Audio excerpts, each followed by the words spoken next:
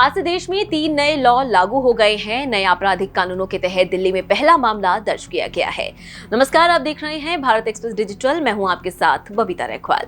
भारतीय न्याय संहिता 2023 के तहत पहली एफआईआर दिल्ली के कमला मार्केट थाने में दर्ज की गई है। नई दिल्ली रेलवे स्टेशन के फुटओवर ब्रिज के नीचे बाधा डालने और बिक्री करने के आरोप में एक स्ट्रीट वेंडर के खिलाफ भारतीय न्याय संहिता की धारा 285 के तहत मामला दर्ज किया गया है। आपको बता दें कि इस नए कानून में तुरंत न्याय सुनिश्चित करने के लिए एफआईआर से लेकर फैसले तक को एक तय समय सीमा में बांधा गया है। आपराधिक ट्रायल को और गति देने के लिए नए कानून में 35 जगह टाइमलाइन जोड़ी गई है।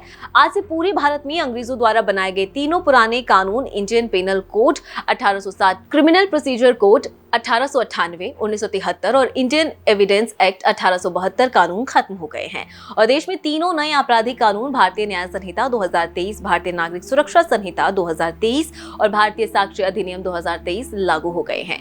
बता दें कि देश में लागू 3 नए क्रिमिनल लॉ अब दंड नहीं बल्कि न्याय पर आधारित है। इसको लेकर सरकार के बयान के मुताबिक ये 3 नए कानून दंड की जगह न्याय पर आधारित हैं।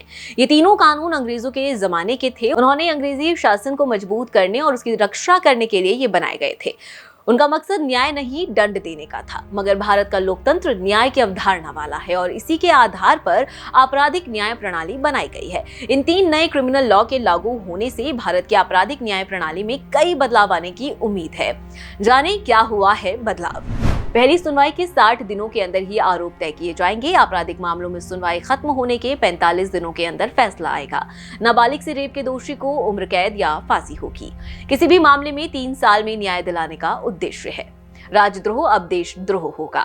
गैंगरेप के दोषी को 20 साल तक की सजा या फिर जिंदा रहने तक जेल की सजा दी जाएगी। ट्रायल के मामले में किसी भी शख्स को गिरफ्तार करने पर पुलिस को उसके परिवार को जानकारी देनी होगी, जबकि पहले ये जरूरी हुआ करता था। किसी भी मामले में 90 दिनों में क्या हुआ इसकी जानकारी पुलिस को पीड़ितों को देना जरूरी होगा।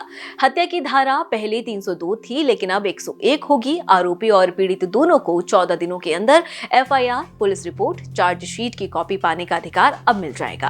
आरोपी अगर 90 दिनों के भीतर कोर्ट के सामने पेश नहीं होता तो उसकी गैर मौजूदगी में भी ट्रायल होगा। फैसले के 7 दिनों के अंदर सजा सुनानी होगी।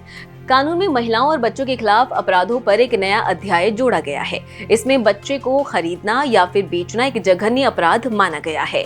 इसके लिए कड़ी सजा का प्रावधान किया गया है। केस खत्म होने के बाद जज को 43 दिन के भीतर फैसला देना होगा। आपको बता दें कि कानून लागू होने के बाद भारतीय न्याय संहिता 2023 के तहत पहली एफआईआर दिल्ली के कमला मार्केट थाने में दर्ज की गई है।